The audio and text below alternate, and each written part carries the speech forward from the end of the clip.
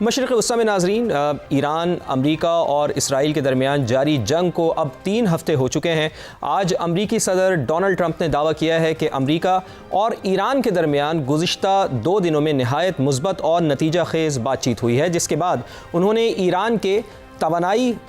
جو انفراسٹرکچر ہے اس پر حملے 5 دن کے لیے مؤخر کرنے کا اعلان بھی کر دیا ہے۔ ایک بڑی ڈیولپمنٹ سامنے آ رہی ہے۔ ڈونلڈ ٹرمپ نے یہ دعویٰ کیا ہے کہ رابطہ امریکہ نے نہیں بلکہ ایران کی طرف سے کیا گیا ہے۔ دوسری جانب ایران نے امریکی صدر کے دعوے کو مکمل طور پر مسترد کر دیا ہے۔ ایرانی وزارت خارجہ کے مطابق امریکی صدر کے بیانات توانائی کی قیمتوں کو کم کرنے اور اپنے فوجی منصوبوں کے لیے وقت حاصل کرنے کی کوششوں کے تناظر میں ہیں، اس کے علاوہ کچھ نہیں ہے۔ جبکہ ڈونلڈ ٹرمپ کے ایران کے توانائی انفراسٹرکچر پر حملے روکنے کے اعلان کے فوراً بعد ہی اسرائیل کی جانب سے تہران پر حملے کیے گئے ہیں۔ اس سے پہلے امریکی صدر نے ایران کو آبنائے ہرمز کھولنے کے لیے تقریباً 48 گھنٹے کا وقت دیا تھا، جو آج رات کسی بھی وقت پورا ہو جانا تھا، جس کے جواب میں ایران نے کہا تھا کہ اگر ہمارے توانائی نظام پر حملہ ہوا تو مشرق وسطی میں امریکی توانائی ڈھانچے کو ہم نشانہ بنائیں گے، اس کے لیے ہم آزاد ہوں گے۔ اس ساری صورتحال میں امریکی صدر کا مذاکرات کا بیان کتنا مستند ہے،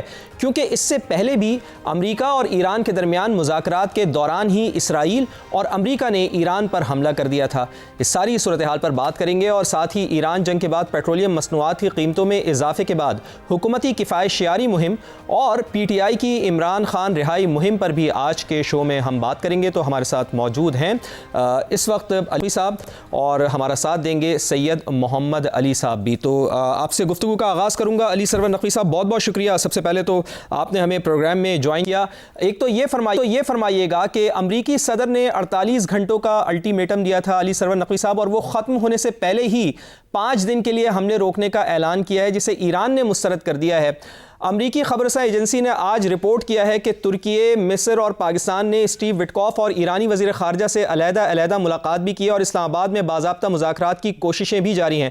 کیا کہیں گے آپ اس ساری صورتحال پر، پاکستان کے رول پر اور اس تمام بات چیت کے تناظر میں؟ دیکھیے، اس میں اول تو یہ ہمیشہ یاد رہنا چاہیے کہ یہ جو جنگ چھڑی ہے وہ ایران کے اوپر اسرائیل کے حملے سے چھڑی تھی، اور اسرائیل نے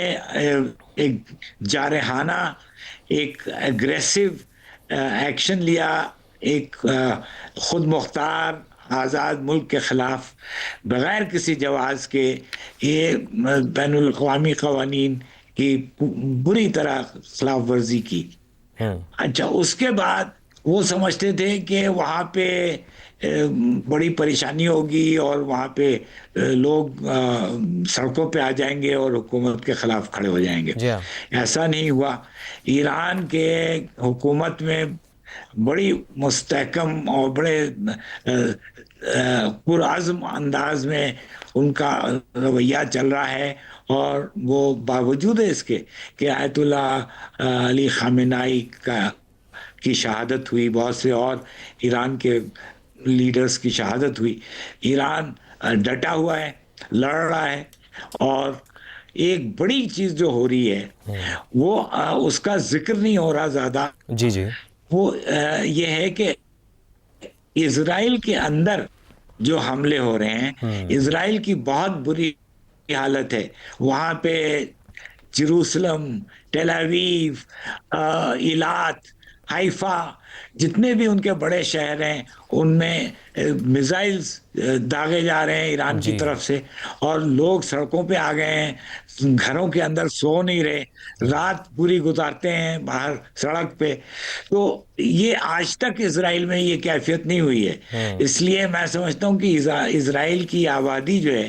ایک تو یہودی بڑے ہوشیار اور سمجھدار اور ذہین ہوتے ہیں، لیکن وہ بڑے ڈرپوک بھی ہوتے ہیں، اور وہ ان کا برا حال ہے، ڈر کے مارے وہ دہشت میں پریشان ہو گئے۔ تو یہ اب یہ جنگ چلتی رہی، اسرائیل کے اوپر حملے ایران جو کر رہا ہے وہ بہت ہی سستے ایکوپمنٹ سے کر رہا ہے، اور اسرائیل کی طرف سے، امریکہ کی طرف سے ایران پہ بہت برے حملے ہو رہے ہیں۔ ایران میں بھی کافی تباہی بچی ہے. علی صاحب یہ بڑا اہم آپ کا نقطہ ہے کہ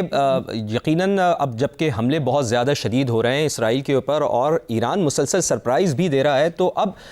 یہی وجہ ہے کہ اسرائیل کا بھی دباؤ امریکہ کے اوپر ہوگا اور اسی وجہ سے شاید انہوں نے تھوڑی سی جنگ بندی کے لیے بات چیت بھی کی ہے. سید محمد علی صاحب، میں سن رہا تھا آج عباس عراقچی صاحب بھی یہ کہہ رہے ہیں کہ ان کی جانب سے کسی قسم کے کوئی مذاکرات نہیں ہوئے ہیں، یہ تو امریکہ کا اور اسرائیل کا ایک حربہ ہے کہ انہوں نے پیٹرولیم مصنوعات کی قیمتیں یعنی تیل کی عالمی قیمتوں کو کم کرنے کے لیے یہ حربہ کھیلا ہے اور ٹائم لینے کے لیے انہوں نے یہ حربہ کھیلا ہے. تو آپ کیا سمجھتے ہیں کہ کیا واقعی ایسا ہے جیسا کہ علی سرور صاحب نے بھی فرمایا کہ ایک تو حملے بہت زیادہ شدید ہو رہے ہیں اسرائیل کے اوپر، اسرائیل یہ ایکسپیکٹ نہیں کر رہا تھا، آئرن ڈوم ان کا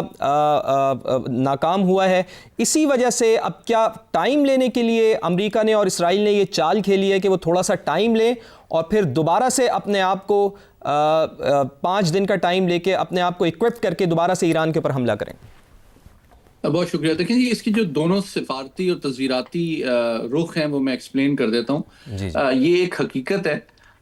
کہ پاکستان کے اعلیٰ حکام جو ہیں وہ ترکیے اور مصر کے تعاون سے ایک رابطے کا کام مسلسل کر رہے ہیں ایران اور امریکہ کے درمیان، اور براہ راست پاکستان کے رابطے ہیں وٹکوف صاحب سے امریکہ میں، اور عباس اگرچی جو وزیر خارجہ ہیں ایران کے، ان دونوں کے ساتھ مسلسل ہماری کوششیں جاری ہیں کہ اس جنگ کو ختم کیا جائے اور اس خطے کو مزید تباہی سے بچایا جائے. البتہ جو صدر ٹرمپ کا آج اعلان ہے اس کو ہم 3-4 حقائق کی روشنی میں سمجھنے کی کوشش کرتے ہیں. دیکھیے، صدر ٹرمپ، اس میں کوئی شک نہیں ہے کہ چونکہ انہوں نے اس جنگ کا آغاز ایران کے خلاف اسرائیل کی ایما پہ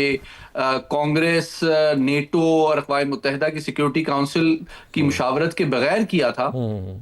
اور ان کو اندازہ ہوا ہے کہ انہوں نے ایران کی پاور اور ریزولو کو انڈر اسٹیمیٹ کیا ہے، تو اب وہ یہ سمجھتے ہیں کہ یہ 5 دن کا جو توقف لیا ہے اس میں 3-4 چیزیں وہ آلریڈی ہو رہی ہیں. اب سے 1 گھنٹے پہلے ایک مشاورت اقوام متحدہ کی سیکیورٹی کونسل میں چیپٹر 7 کے حوالے سے ایران کے خلاف ایک سخت قرارداد لانے کے حوالے سے آلریڈی شروع ہو چکی ہے. پہلی بات میں یہ بتانا چاہتا ہوں. دوسری بات میں آپ کو یہ بتانا چاہتا ہوں کہ 200 ارب ڈالر کے قریب، 200 بلین ارب جو ڈالر ہیں اس کے قریب شاید ٹرمپ انتظامیہ کانگریس سے مزید تقاضا کرے اس جنگ کے لیے، جس سے یہ ظاہر ہوتا ہے کہ وہ مزید وسائل اس جنگ کو جاری رکھنے کے لیے مزید شدت سے وہ درکار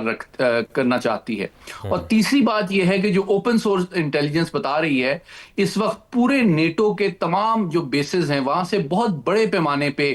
امریکی ہتھیار، ایمیونیشن اور ویپنز جو ہیں وہ بہت تیزی کے ساتھ مشرق وسطیٰ لائے جا رہے ہیں، اور بلکہ یوں دیکھیں آپ کہ یورپ کے ممالک نے شروع میں تو پسو پیش کیا کہ ہم نہیں شامل ہوں گے اس جنگ میں، لیکن اب یوں لگتا ہے کہ امریکہ نے ان پہ ایک بڑا سخت دباؤ ڈالا ہے اور ان کو مجبور کیا ہے، جس کے نتیجے میں آپ نے دیکھا کہ کل برطانیہ نے بھی اعلان کیا کہ انہوں نے ایک ایٹمی آبدوز جو ہے بحر عرب میں ڈپلوائے کر دی ہے جو کہ میزائل سے لیس ہے، اور انہوں نے یہ بھی کہا ہے کہ وہ تیار ہیں اگر ان کو اس جنگ میں شریک ہونا پڑا. نہیں، یہ کیا انہوں نے دل سے اعلان کیا ہے سید محمد علی صاحب، یا پھر امریکہ کی ایما پہ کی ہے؟ چونکہ میں اس کو بھی اس طرف بھی میں آپ کو لے کر آنا چاہ رہا تھا کہ برطانیہ تو کسی صورت میں نہیں چاہے گا نا کہ وہ بھی اس جنگ میں کود جائے، چونکہ ایران نے تو براہ راست اس کو دھمکی پہلے ہی دے رکھی ہے کہ اگر تو آپ اس جنگ میں آئے تو پھر یہ جنگ پھر آپ کے ملک میں بھی ہو سکتی ہے، آپ کی سرحد تک بھی پہنچ سکتی ہے. تو برطانیہ تو بالکل نہیں چاہے گا کہ وہ اس جنگ میں شامل ہو. دیکھیں، کوئی ملک نہیں چاہتا کہ اس جنگ میں شامل ہو، لیکن امریکہ ان پہ دباؤ ڈالنے کی صلاحیت رکھتا ہے. اور میں آپ کو مثال دے رہا ہوں ایک ثبوت کے طور پہ کہ دیکھیں ساؤتھ کوریا میں جو تھیڈ اور پیٹریٹ میزائل سسٹمز تھے ان کو فوری طور پر مشرق وسطیٰ امریکہ نے منتقل کیا ایک ایسے وقت میں جبکہ شمالی کوریا اب بہت زیادہ بڑے پیمانے پہ میزائل تجربات کر رہا ہے، اور جاپان اور ساؤتھ کوریا میں بڑی تشویش پائی جاتی ہے. تو اس دوسری جانب آپ دیکھیں کہ یوکرین جنگ میں اس جنگ کا سب سے زیادہ فائدہ تو روس کو ہو رہا ہے, کیونکہ تیل مہنگا بھی ہو گیا ہے, ان کا بکنا بھی شروع ہو گیا ہے, پابندیاں بھی ختم ہو گئی ہیں, پلس جو ساری دفاعی انڈسٹری امریکہ کی جو یوکرین وار کو سسٹین کرنے کے لیے بزی تھی, اب اس کی توجہ جو ہے یہ نقطہ آپ کا بالکل صحیح ہے سید محمد علی صاحب, یہ بالکل آپ کا نقطہ صحیح ہے کہ اس جنگ کا تو سب سے زیادہ فائدہ رشیا کو ہو رہا ہے.